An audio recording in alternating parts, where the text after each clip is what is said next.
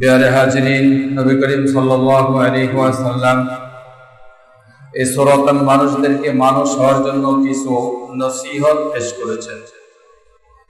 মসজিদে নববীতে রাসূলুল্লাহ সাল্লাল্লাহু আলাইহি ওয়াসাল্লাম মাঝে মধ্যে সাহাবীদেরকে নসিহত করতেন। আল্লাহ রাব্বুল আলামিন নবী করিম সাল্লাল্লাহু আলাইহি ওয়াসাল্লামকে নসিহত করতে নির্দেশ দিয়েছেন, আদেশ করেছেন, বলেছেন, হে রাসূল, আপনি আপনার উম্মতদেরকে নসিহত করুন, আপনার নসিহত আপনার উম্মতদের জন্য উপকার হবে।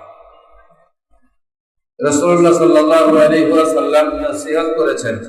আবু হুরায়রা রাদিয়াল্লাহু তাআলা আনহু থেকে বর্ণিত, রাসূলুল্লাহ সাল্লাল্লাহু আলাইহি ওয়াসাল্লাম থেকে 7টি নসিহত সাহাবীদেরকে বললেন যে তোমাদেরকে আমি 7টি নসিহত বের করি এবং 7টি বিষয়ে তোমাদেরকে সতর্ক করি। এই 7টি বিষয়ে তোমরা যদি আমল করতে পারো, এই 7টি বিষয়ে যারা থাকবে, 7টি বিষয়ের উপরে যারা আমল করবে, কিয়ামতের ময়দানে আল্লাহ রাব্বুল আলামিন এই 7 শ্রেণীর মানুষদেরকে আরশে আজিমের ছায়াতলে স্থান দান করবেন। যারা সুবহানাল্লাহ, এই ছায়া স্থান দান করা হবে। ছায়া কিয়ামতের ময়দানে আরশে আজিমের ছায়া ব্যতীত অন্য কোনো ছায়া থাকবে না, একমাত্র আল্লাহ তাআলার এই আরশে আজিমেরই ছায়া থাকবে। গোটা কিয়ামতের ময়দান এত বিশাল ময়দান হবে, এই ময়দানে একমাত্র আল্লাহ পাকের আরশে আজিমের ছায়া ব্যতীত অন্য কোনো ছায়া থাকবে না। বিভীষিকাময় অবস্থা হবে কিয়ামতের ময়দানে। রাসূলুল্লাহ সাল্লাল্লাহু আলাইহি ওয়াসাল্লাম এই কিয়ামতের বিষয় নিয়ে আলোচনা করছেন। আল্লাহ রাব্বুল আলামিন কিয়ামতের আয়াত, কিয়ামতের বিষয়ে আয়াতে কারিমা কুরআনুল কারীমের মধ্যে নাযিল করে দিয়েছেন। ইয়া আইয়ুহান নাস ইত্তাকু রাব্বাকুম ইন্না যালজালাতাস সাআতি শাইউন আযীম ইয়াওমা তারাউনাহা তাযহালু কুল্লু মুরদি'atin 'amma arda'at wa tad'u kullu dhati hamlin hamlaha wa tara an-nasa sukara وما هم بسكارى ولكن عذاب الله شديد। কিয়ামত বিষয় নিয়ে, কিয়ামতের বিভীষিকাময় এবং কিয়ামতের দিবস নিয়ে আল্লাহ রাব্বুল আলামিন কুরআনুল কারীমের মধ্যে অসংখ্য আয়াতে কারিমা তেলাওয়াত করেছেন, পাঠ করেছেন, নাযিল করেছেন নবীর প্রতি। রাসূলুল্লাহ সাল্লাল্লাহু আলাইহি ওয়াসাল্লাম এই বিভীষিকাময় অবস্থা, কিয়ামতের ময়দানের বিষয় নিয়ে যে আলোচনাগুলো করেছেন, সাহাবীদেরকে নসিহত করেছেন। 1 নম্বর নসিহত করেছিলেন আবু হুরায়রা রাদিয়াল্লাহু তাআলা আনহু থেকে বর্ণিত। 1 নম্বর সেই নসিহতের মধ্যে ছিল আল ইমামুল আদিল। عن ابي هريره رضي الله عنه انه قال قال رسول الله صلى الله عليه وسلم يظل به سبعة يظلهم الله في ظله يوم لا ظل إلا ظله। যেদিন কোনো ছায়া থাকবে না আরশে আজিমের ছায়া ব্যতীত, ওই দিন আল্লাহ রাব্বুল আলামিন 7 প্রকার মানুষকে, 7 শ্রেণীর মানুষকে আরশে আজিমের ছায়াতলে স্থান দান করবেন। তার মধ্যে 1 নম্বরে আছে হলো আল ইমামুল আদিল, ন্যায়পরায়ণ শাসক। 1 নম্বরেই হলো ন্যায়পরায়ণ শাসক। এই হাদিসের ব্যাখ্যায় মুহাদ্দিসিনে ইকরামগণ ব্যাখ্যা করেছেন যে আল ইমামুল আদিল, ন্যায়পরায়ণ শাসক আরশে আজিমের ছায়াতলে স্থান দান করবেন। এই ন্যায়পরায়ণ শাসক কারা?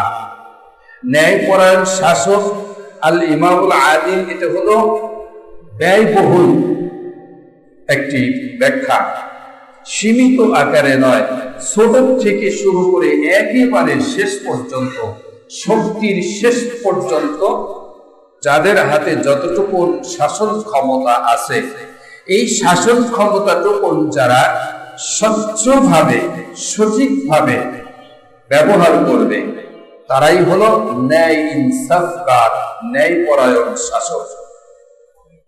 বাড়ির মধ্যে যার ঘরে নেতৃত্ব দেওয়া হয়েছে, বাড়ির সদস্যদের মধ্যে একজন প্রধান আছে, যার কথা মতো একটা পরিবার চলে।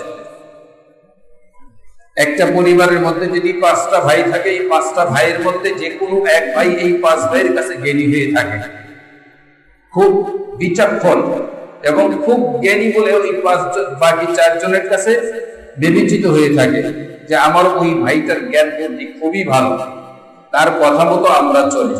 একটা গোত্র আছে, একটা কওম আছে, কওমের মধ্যে প্রধান আছে, 2-4 জন প্রধান আছে, সব কওমের মধ্যে অনেক মানুষ বসবাস করে। এই অনেক মানুষের মধ্যে আবার 2-4 জন মানুষ বাদ বিতণ্ডা এবং যে সমস্ত সমস্যাগুলো সামাজিক ভাবে হয়, এই সামাজিক সমস্যাগুলো নিরসন করে দেয়, তাকে বলা হয় সামাজিক প্রধান। এই সামাজিক প্রধানের দায়িত্ব হলো সমাজটাকে সুন্দরভাবে পরিচালনা করা।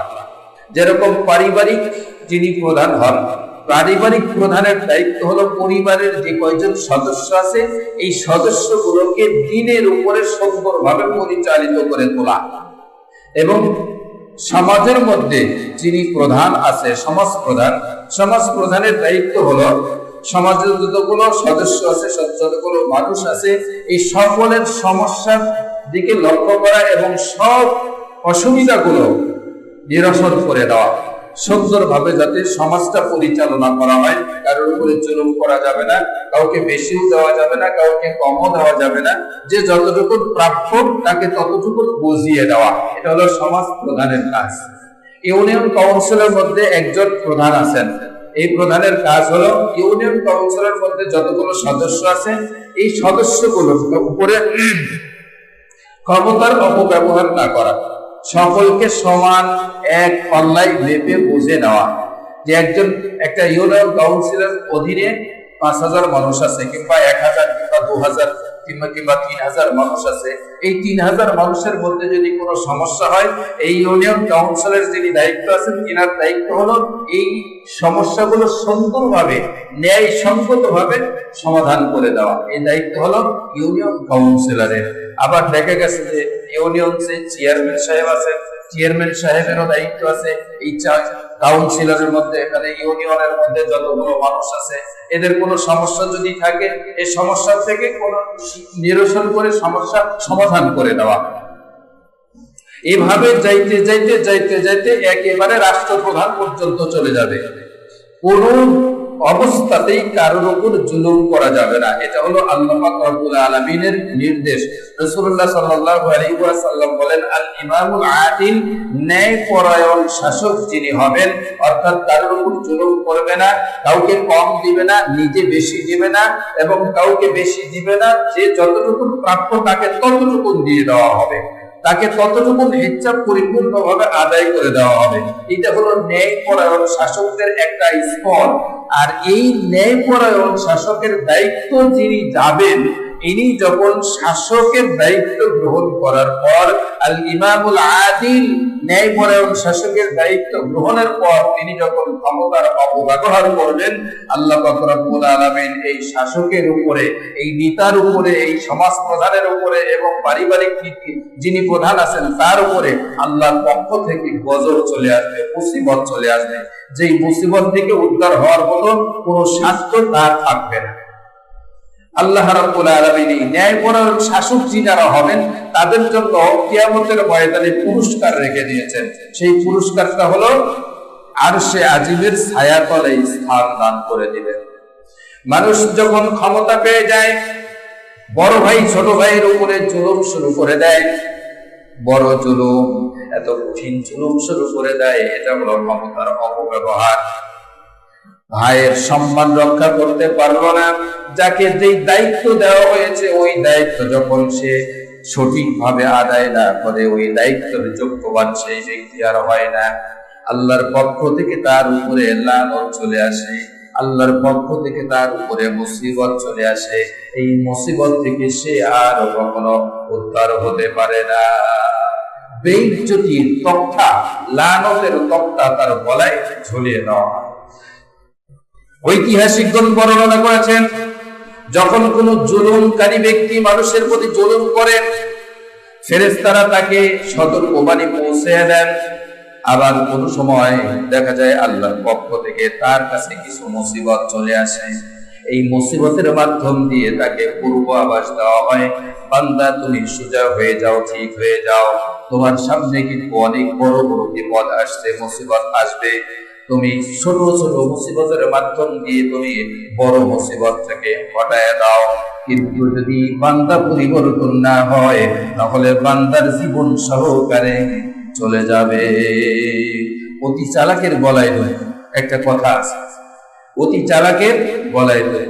মুসা আলাইহিস সালাতু ওয়াস সালামের উম্মত একজন ছিলেন, বেকায়দা উম্মত ছিলেন, স্বার্থান্বেষী উম্মত। তিনি কোনো সময় চান নাই যে আমার কোনো ক্ষতি হয়ে যাক, এইটা সেই উম্মত চাই নাই। মুসা আলাইহিস সালামের একজন উম্মত, সে চাই নাই যে আমার ক্ষতি হোক, এটা সে চায়। মুসা আলাইহিস সালাতু ওয়াস সালাম তুর পাহাড়ে যাচ্ছিলেন, তাকে ডাক দিয়ে বললেন, আল্লাহর পয়গম্বর, আপনি তো আল্লাহর সঙ্গে কথা বলতে যাচ্ছেন। হ্যাঁ, কথা বলতে যাচ্ছি, আমার একটা সুপারিশ নিয়ে যান। কি সুপারিশ করো? আল্লাহ রাব্বুল আলামিনের কাছে আপনি পারমিশন নিয়ে আসবেন, যদি আমার কোনো ক্ষতি হয়ে যায় আমি যেন আগাম কিছু জানতে পারি, আমি যেন আগাম কিছু বুঝতে পারি এবং জানতে পারি। আগাম জানতে হবে আমার। তাহলে উদ্দেশ্যটা কি? যদি আগাম জানার কোনো ব্যবস্থা আমার হয়ে যায়, ওই মুসা আলাইহিস সালামের উম্মতের উদ্দেশ্য যে তাহলে আমার যদি কোনো ক্ষতি হয়ে যায় তাহলে আমি আগেই জানবো, যেই জিনিসের ক্ষতি হবে ওই জিনিসটা আমি আগেই বিক্রি করে সরাই, অথবা ওর থেকে আমি ফাঁকে সরে যাব, যাতে আমার উপরে ওই আঘাতটা না আসে। এটা ছিল উম্মতের চালাকি। কিন্তু আল্লাহ রাব্বুল আলামিন ছোট ছোট মুসিবত দিয়ে বড় বড় মুসিবত গুলো হটায় দেন। বান্দা যখন ছোট মুসিবতের প্রতি অসন্তুষ্ট হয়ে যায় তখন আল্লাহ রাব্বুল আলামিন বড় মুসিবত দিয়ে তাকে একেবারে গ্রাস করে দেয়, আর তাকে ফিরানোর কোনো পথ রাখেন না। মুসা আলাইহিস সালামের উম্মতের অবস্থা এমন হয়েছিল, যখন মুসা আলাইহিস সালামকে বললেন আল্লাহর কাছে এই পারমিশন জেনে আসবেন, আল্লাহ যেন আমাকে আগাম কিছু জানার ব্যবস্থা করে দেন। মুসা আলাইহিস সালাম বললেন, এটা তকদিরের খেলা, এটা তকদিরের ব্যাপার, এটা কোনো ব্যক্তিগত বিষয় নয়। আল্লাহ তোমার তকদিরে যা লিখে দিয়ে রেখেছেন সেটাই ঘটবে। এর উপরে কারো কোনো বাহাদুরি চলবে না, এর উপরে কোনো হাত ঘোরানি চলবে না। মুসা আলাইহিস সালামের উম্মত বলল, না, তুমি আল্লাহর পয়গম্বর, আল্লাহ তোমার কথা শুনবে, একটু আমার জন্য সুপারিশ করে আসবে। মুসা আলাইহিস সালাম বললেন, ঠিক আছে, আমি বলবো। তুর পাহাড়ে গেলেন, আল্লাহর কাছে বললেন, আল্লাহ, আমার একজন উম্মত নাফরমানতা হয়ে পড়েছে, সে তকদীরের বিষয়গুলো আগাম জানতে চায়। আল্লাহ পাক রব্বুল আলামিন মুসা আলাইহিস সালামকে জানিয়ে দিলেন, তোমার ওই উম্মতকে বলে দাও, আমার ওই বান্দাকে বলে দাও যে আমি ছোট ছোট মুসিবত দিয়ে বড় বড় মুসিবত গুলোকে আমি হটায় দেই। এই জন্য ছোট মুসিবত সে অস্বীকার করবে, তার কাছ থেকে ছোট মুসিবতটা জুলুম এসে যাবে মনে করবে, ওই ছোট মুসিবত থেকে সে সরে যাবে। এক সময় বড় মুসিবত তার ঘাড়ের উপরে চেপে বসবে, ওই মুসিবত থেকে সে আর রক্ষা পাবে না। তুমি আমার ওই বান্দাকে যায় বলো, তোমার উম্মতকে গিয়ে বলো যে আল্লাহ যদিও তোমাকে ছোট ছোট মুসিবত দেয়, এই ছোট ছোট মুসিবতটাকে তুমি নিজ দ্বিধায় মেনে নাও। যদি ছোট মুসিবত মেনে না নাও তাহলে বড় মুসিবত হাজির হয়ে যাবে, তোমার উপরে চেপে বসবে। আর ছোট মুসিবত যদি তুমি গ্রহণ করো, বড় মুসিবতটাকে হটায় দেওয়া হবে। আল্লাহ রাব্বুল আলামিন বলে দিয়েছেন, মুসা আলাইহিস সালাতু ওয়াস সালাম আসলেন, উম্মতকে বললেন, উম্মত, আল্লাহ পাক রব্বুল আলামিন তোমার ব্যাপারে এই ফয়সালা করে দিয়েছেন, তুমি এখন শান্ত হয়ে যাও। কিন্তু মুসা আলাইহিস সালামের উম্মত বলল, না, আমি তো মানতে পারছি না, আপনি অবশ্যই জেনে দিবেন আমার ভালো মন্দর বিষয়টা, ক্ষতির বিষয়টা যেন আমি তাড়াতাড়ি করে জানতে পারি, তকদীরটাকে যাতে আমি বুঝতে পারি, আমি যেন জানতে পারি, আমাকে এটার ব্যবস্থা করেই দেওয়া লাগবে। মুসা আলাইহিস সালাতু ওয়াস সালাম আবারও তুর পাহাড়ে গিয়েছেন, আল্লাহ পাক রব্বুল আলামিনকে বলছেন, আমার উম্মত নাফরমানদা হয়ে বলেছে, সে তাকদীর জানতে চায়, আগাম কিছু মুসিবতের বিষয়ে সে জানতে চায়, আপনি আমাকে বলে দিন কি করতে হবে। মুসা আলাইহিস সালামকে আল্লাহ তাআলা জানিয়ে দিলেন, যাও তোমার ওই উম্মতকে বলে দাও আল্লাহ রাব্বুল আলামিন তার আরজি মঞ্জুর করেছে। কিছুদিনের মধ্যে আল্লাহ রাব্বুল আলামিন তার কাছে খবর পৌঁছায় দিলেন, তোমার যে একটি ঘোড়া আছে, যে ঘোড়া নিয়ে তুমি দূরে চলাফেরা করো, তোমার ওই ঘোড়াটা মারা যাবে। যখন বলছে ঘোড়াটা মারা যাবে, অমুক দিন মারা যাবে, অমুক দিন মারা যাওয়ার কথা শোনার সাথে সাথে ওই দিন আসার পূর্বেই মুসা আলাইহিস সালামের উম্মত ঘোড়াটা নিয়ে বিক্রি করে দিলেন। বিক্রি হয়ে গেল, টাকা পেলেন, টাকা গনে, দিরহাম গনে, হাতে গনে, আর কয়ে হায় হায়, যদি আমি এই আগাম খবরটা না জানতাম তাহলে আমার এই ঘোড়াটা কবে ঘরের মধ্যে মরে থাকতো, কখন মরে থাকতো, আমি তো কিছুই জানতে পারতাম না। তাহলে আমি খুব ভালো কাজ করেছি, আগামটা জেনে, আমার তকদিরটা জেনে আমি খুব ভালো কাজ করেছি। ছোট মুসিবতটা পার হয়ে গেল, নষ্ট হয়ে যায়। কিন্তু আল্লাহ তাআলার বাণী ছিল যে ছোট মুসিবত যদি তুমি গ্রহণ করে নাও তাহলে তোমার তকদিরের উপরে যে বড় বড় মুসিবত গুলো আছে, এই মুসিবত গুলো ছোট মুসিবতের মাধ্যম দিয়ে বড়টাকে সরায় দেওয়া হবে। আরো কিছুদিনের মধ্যেই খবর চলে আসলো, মুসা আলাইহিস সালামের উম্মতকে জানায় দেওয়া হলো, তোমার যে একটা গোলাম আছে, দামি গোলাম, ওই সময় তোমার 12,000-এর মতো অধিক পরিমাণ দাম হবে, মূল্য হবে, ওই গোলামটা মৃত্যু হয়ে যাবে, মরণ হবে, অমুক তারিখের মধ্যে তার মৃত্যু হয়ে যাবে। মুসা আলাইহিস সালামের উম্মত তাড়াতাড়ি করে গোলামটাকে বাজারে উঠালেন, তাড়াতাড়ি করে চড়া মূল্যে বিক্রি করে দিলেন। টাকা গুনতে গুনতে ফিরতেছিল আর মনে মনে খুব খুশি হইতেছিল, যদি আমি আগামটা না জানতাম, তকদিরের বিষয়টা যদি আমি না জানতাম, এই গোলামটা কখন মারা যেত আমি জানতে পারতাম না, এতগুলো টাকা আমার লস হয়ে যেত, ক্ষতি হয়ে যেত। কিন্তু আল্লাহ তাআলার নিজাম ব্যতিক্রম, ছোট মুসিবত দিয়ে বড় মুসিবত ঘটায় না। এভাবে মুসা আলাইহিস সালামের উম্মত যখন খুশি হয়েছে, কিছুদিনের মধ্যেই আবার খবর চলে আসলো, মুসা আলাইহিস সালামের উম্মতের কাছে খবর আসলো, অমুক তারিখের মধ্যে তোমার মৃত্যু হয়ে যাবে। এখন কার কাছে বিক্রি হবে? খবর হয়ে গেছে, অমুক তারিখের মধ্যে তোমার মৃত্যু হয়ে যাবে। মুসা আলাইহিস সালামের উম্মত মুসা আলাইহিস সালামের কাছে আসছে হাজির, আল্লাহর পয়গম্বর, বড় মুসিবতের খবর এসে গেছে। কি খবর? আল্লাহ তাআলা আমাকে জানিয়ে দিয়েছেন অমুক তারিখের মধ্যে নাকি আমার মৃত্যু হয়ে যাবে। আমি তো মরতে চাই না, আমি আরো দিন বাঁচতে চাই, মরতে আমি খুব ভয় করি। তাড়াতাড়ি করে আল্লাহর কাছে একটু প্রার্থনা করেন, একটু আরজ দেন, দরখাস্ত করেন, আল্লাহ রাব্বুল আলামিন আমার মৃত্যুটা থেকে পিছিয়ে দেন। মুসা আলাইহিস সালাম আল্লাহর কাছে বললেন, আল্লাহ, আমার উম্মত তো আরজি করছে, মৃত্যুটা সে চায় না, আরো কিছুদিন বাঁচতে চায়।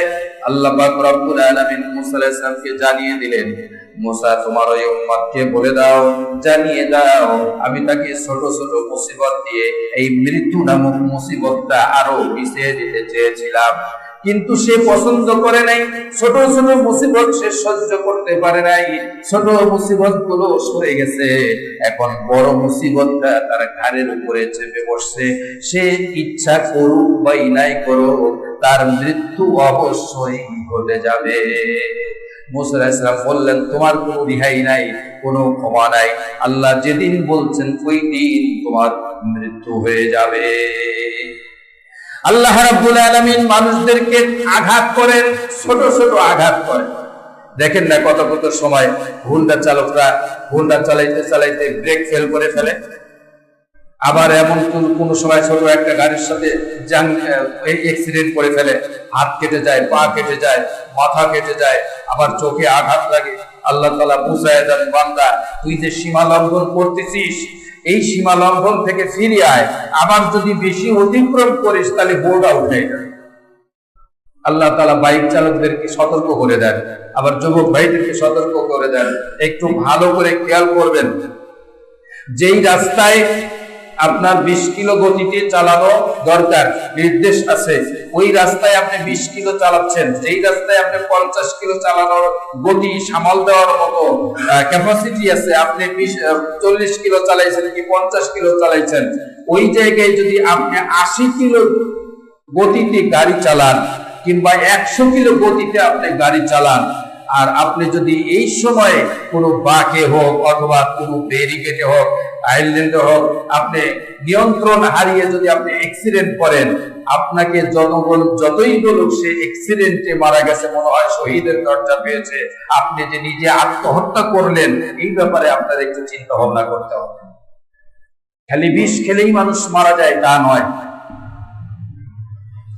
নিকোটিন ইনজেকশন নিলেই মানুষ মারা যায় তা নয়, গ্যাস ট্যাবলেট খেলেই মানুষ মারা যায় তা নয়। আপনি 40-এর কাছে যখন 100 কিলো গতিতে আপনি চলে যাবেন, আপনিও বিষ খেয়ে রওনা দিয়েছেন। আপনার বুঝতে হবে যে এটা আমার অ্যাক্সিডেন্টের মৃত্যু নয়, এটা আমার আত্মহত্যা। আপনি জান্নাতে যেতে পারছেন না, আপনি সম্ভবত জাহান্নামে যেতে হবে। আল্লাহ রাব্বুল আলামিন ছোট ছোট মুসিবত চাপিয়ে দিয়ে বড় বড় মুসিবত গুলোকে হটায় দেন। এই জন্য আল্লাহ তাআলা বলেন, বান্দারা তোমার কাছে যতটুকু শাসন ক্ষমতা আছে, পারিবারিক শাসন যতটুকু তোমার দরকার ততটুকু তুমি সঠিকভাবে করো। বোনের হিজ্জাটা বোনকে বুঝিয়ে দাও, তোমার স্ত্রীর মহল্লা তুমি স্ত্রীকে পরিপূর্ণ বুঝিয়ে দাও, ভাইয়ের যতটুকু ওয়ারিশ সম্পদ আছে তাকে পরিপূর্ণ বুঝিয়ে দাও, তোমার মা যতটুকু পায় ততটুকু বুঝিয়ে দাও, তোমার বাবা যতটুকু পায় ততটুকু তাকে তুমি বুঝিয়ে দাও। যদি তোমার হাতে যে ক্ষমতা দেওয়া হয়েছে, ক্ষমতার যদি অপব্যবহার তুমি করো, আল্লাহর পক্ষ থেকে তোমার উপরে এত বড় মুসিবত আসবে, মৃত্যুর আগ পর্যন্ত এই মুসিবত থেকে তুমি রেহাই পাবা না। যার হাতে যতটুকু শাসন ক্ষমতা আছে, সে যদি ততটুকু শাসন ক্ষমতাটাকে সঠিকভাবে ব্যয় করে, ওই ব্যক্তির জন্য আল্লাহ পাক রব্বুল আলামিনের নবী মুহাম্মদুর রাসূলুল্লাহ সাল্লাল্লাহু আলাইহি ওয়াসাল্লাম বলেন যে আল্লাহ হলো ইনসাফকারের প্রতীক, আর যেই ব্যক্তি আল্লাহর এই ইনসাফকারের প্রতীকটাকে উচ্চ মর্যাদা দিয়ে সমুচ্চ করবে, আল্লাহ তাআলা ওই ব্যক্তিকে মহব্বত করেন, ভালোবাসেন, আর এই ব্যক্তিদের জন্য আরশে আজিমের ছায়াতলে একটা চেয়ারের ব্যবস্থা করে দিবেন। সূরা সুবহান।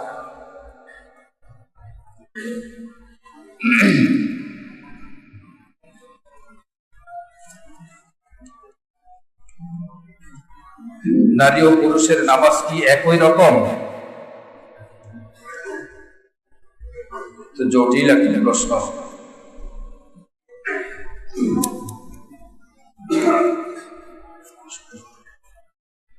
নারী ও পুরুষের নামাজ কি একই রকম? এটার বিষয় নিয়ে একটা হাদিস আছে, এই হাদিসটা নিয়ে মতনৈক্য হয়, বাকি কোনো হাদিসের মধ্যে এই মতনৈক্য আসে না। যেমন হযরত আয়মান রাদিয়াল্লাহু তাআলা আনহু অসুস্থ একজন ব্যক্তি ছিলেন, তিনি পুরুষের মতো নামাজ আদায় করতেন, এটাই ছিল হাদিস। এই আয়মান রাদিয়াল্লাহু তাআলা আনহার হাদিসটাকে নিয়েই যত রকমের জল্পনা কল্পনা। নারী এবং পুরুষ শক্তির দিক থেকে আল্লাহ তাআলা সৃষ্টিগতভাবেই আলাদা আলাদা করেছেন। যদিও মানুষ, নারীও মানুষ, পুরুষও মানুষ, যদিও মানুষ, তারপরেও ওই সৃষ্টিগত দিক দিয়ে অনেক বিষয় দিয়ে তিনি আলাদা করে সৃষ্টি করেছেন। নারীর গতিকে আল্লাহ তাআলা নারী সৃষ্টি করেছেন, পুরুষের গতিকে আল্লাহ তাআলা পুরুষকে সৃষ্টি করেছেন। উদাহরণ কিছু দেই, আগামী জমায় হয়তোবা হাদিসের মাধ্যম দিয়ে দলিল উপস্থাপন করা যাবে ইনশাআল্লাহ। যেহেতু প্রশ্ন আজকে আসছে, নারী পুরুষের গঠন দিক দিয়ে পার্থক্য আমরা আগে আলাদা করি, বুঝতে পারি, বোঝার চেষ্টা করি, তারপরে সামনের দিকে আমরা আরো অগ্রসর হব ইনশাআল্লাহ। পুরুষের যে শক্তি আছে, নারীর সেই শক্তি নাই। আর নিসাউ নিসফুল ইলম, পুরুষের যে জ্ঞান আছে, নারীর পুরুষের চেয়ে অর্ধেক জ্ঞান। আর নিসাউ নিসফুল কুওয়া, পুরুষের যে শক্তি আছে, নারীদের অর্ধেক শক্তি, তারও কম। আবার দেখেন, নারীরা যেই কাজ করতে পারে, পুরুষেরা সেই কাজ করতে পারে না। অনেক এরকম কাজ আছে নারীদের ক্ষেত্রে পুরুষদের বিষয়ে অনেক ব্যতিক্রম। যেমন পুরুষেরা ইমামতি করবে, পুরুষদের জন্য ইমামতি করা জায়েজ, নারীদের জন্য ইমামতি করা হারাম। পুরুষদের জন্য মাগরিব, ইশা, ফজর, ফজর, মাগরিব, ইশা, এই 3 ওয়াক্ত নামাজের মধ্যে পুরুষেরা জোরে কেরাত পাঠ করবে, ফরজ। নারীদের আস্তে কেরাত পাঠ করতে হবে, নারীদের জন্য জোরে কেরাত পাঠ করা হারাম। পার্থক্য হচ্ছে কি হচ্ছে না? ইবাদত তো নামাজের মধ্যেই তো ইবাদত। আবার মসজিদে আজান দিবে মুয়াজ্জিন, কোন নারীদেরকে দ্বারা মসজিদের দায়িত্ব আজান দেওয়া নারীদের জন্য হারাম। কোন নারী আজান দিতে পারবে না, কোন নারী ইকামত দিতে পারবে না। ইমাম সাহেবের যদি নামাজে ভুল হয়, পুরুষেরা আল্লাহু আকবার অথবা সুবহানাল্লাহ বলে শব্দ করে ইমামকে সতর্ক করবে। যদি কোনো সময় নারী কোনো জামাতে থাকে, এই নারীদের জন্য আল্লাহু আকবার অথবা সুবহানাল্লাহ বলে শব্দ করে সতর্ক করা হারাম। নারীরা হাতের তালুতে পিঠে পিঠে শব্দ করে একটু শব্দ জানায় দিবে যে নামাজের ত্রুটি হয়েছে, এতে ইমামের বুঝতে হবে। তাহলে নারীদের অবস্থা এবং পুরুষের অবস্থা ইবাদতের মধ্যে পুরাটাই ভিন্ন, পুরাটাই ভিন্ন। আবার নারীরা যখন নামাজে দাঁড়াবে, পুরুষদের জন্য কেরাত জোরে হবে, নারীদের জন্য আস্তে। তাও আবার সেটা জোরে হলে পরে নামাজই নষ্ট হয়ে যাবে। জামাতের সাথে জুমার নামাজে মসজিদে নারীদের জন্য আসা জায়েজ নেই। পুরুষদের জন্য বাড়িতে জুমার নামাজ জায়েজ নেই। পুরুষেরা মসজিদে জামাতের সাথে জুমার নামাজ আদায় করবে। ঈদের নামাজ পুরুষদের জন্য ওয়াজিব, ঈদের নামাজ নারীদের জন্য ওয়াজিব নয়। জানাজার নামাজ পুরুষদের জন্য ফরজ, নারীদের জন্য হারাম। নারীরা জানাজাই যেতে পারবে না। নারীরা সবসময়ের জন্য যদিও মসজিদে আসে, বাচ্চাদেরও পিছনে থাকতে হবে, আগে আসতে পারবে না। নারীরা যখন নামাজে দাঁড়াবে আল্লাহু আকবার তাকবীর তাহরিমা আস্তে বলবে, পুরুষেরা জোরে বলবে। পুরুষেরা কান বরাবর হাত উঠাবে, নারীরা কান বরাবর হাত উঠাবে। পুরুষেরা হাতের কবজি, ডান হাতের কবজি এই বৃদ্ধাঙ্গুলি এবং কোন আঙ্গুলি কনিষ্ঠ আঙ্গুলি দ্বারা কবজিটাকে শক্ত করে ধরবে, নাভির নিচে ছেড়ে দেবে। আর নারীরা বাম হাতের উপরে আস্তে করে হাত বুকের উপরে রেখে দিবে, ধরতেও পারবে না, ধরাও যাবে না। পুরুষেরা সেজদা যখন রুকুতে যাবে, হাঁটুটা শক্ত করে ধরবে, পিঠ এবং মাথা বরাবর সমান হতে হবে। আর নারীদের জন্য শুধু হাঁটুটা যাতে তাদের হাতটা স্পর্শ করতে পারে এতটুকু মাথাটা নিচু করবে, বেশি নিচু করা যাবে না। আবার পুরুষেরা যখন সেজদায় যাবে, পুরুষদের হাত মাটি ছাড়া, জমিন ছাড়া উঁচু হয়ে থাকবে, নারীদের হাত জমিনের সাথে মিশে থাকবে। পুরুষ যখন সেজদা করবে, দুই হাত বগলের থেকে আলাদা থাকতে হবে। নারী যখন সেজদা করবে, দুই হাত বগলের সাথে জমে থাকতে হবে। না, পুরুষেরা যখন সেজদা করবে, দুই পা দুই আঙ্গুলের উপরে, বৃদ্ধাঙ্গুল এবং আঙ্গুলগুলোর উপরে খাড়া থাকবে। আর মেয়েরা যখন সেজদা করবে, তাদের দুই পা পায়ের ফোঁট দিয়ে বিছিয়ে দিবে। পুরুষেরা দুই সেজদার মাঝখান থেকে উঠবে, পায়ের পাতার উপরে বসবে, ডান পা খাড়া থাকবে, বাম পাও বিছিয়ে দিয়ে বাম পায়ের পাতার উপরে পুরুষেরা বসবে। আর মেয়েরা দুই পাও ডান দিক দিয়ে পিছিয়ে দিবে, নিতম্বের উপরে বসবে। পুরুষরা সবসময়ের জন্য সোজা হয়ে থাকবে, নারীরা জড়সড় হয়ে থাকবে। এটা ইবাদতের মধ্যে, ইবাদতের ক্ষেত্রে সব ইবাদত। আপনি হজে যাবেন, নারীরা যখন, পুরুষেরা একা একা হজ করতে যেতে পারবে, কিন্তু কোন নারী মাহরাম পুরুষ ব্যতীত হজে যাওয়া তার জন্য হারাম। তাহলে নারীদের ইবাদত আর পুরুষের ইবাদত পুরোটাই আলাদা আলাদা। এই বিষয়ে নিয়ে অনেকটাতে এখন শুধু খালি সিস্টেমটা দেখালাম। রাসূলুল্লাহ সাল্লাল্লাহু আলাইহি ওয়াসাল্লাম হাদিসে কি বলেছেন, এই বিষয় নিয়ে আগামী সময় ইনশাআল্লাহ আলোচনা করা হবে। যারা সুন্নাত পড়ি, যারা